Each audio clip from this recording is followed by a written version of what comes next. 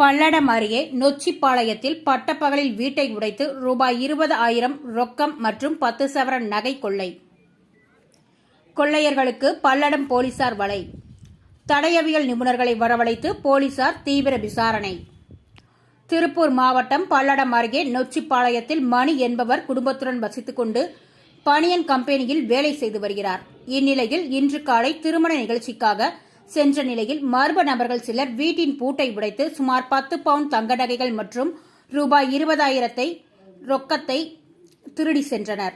மேலும் வீடு திரும்பிய வீட்டின் உரிமையாளர் வீட்டின் கதவுகள் உடைக்கப்பட்ட நிலையில் இருப்பதைக் கண்டு அதிர்ச்சி அடைந்தார்.